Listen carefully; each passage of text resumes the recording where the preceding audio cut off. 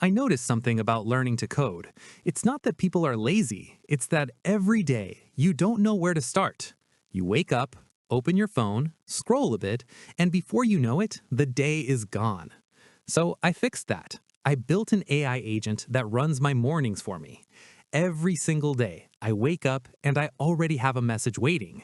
Not random stuff, structured, a topic to learn, a small task to do, something trending on GitHub, a quick tip I probably didn't know.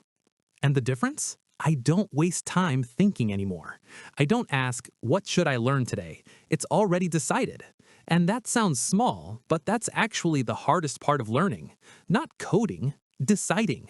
So instead of relying on motivation, I built a system, something that shows up every day, even when I don't feel like it.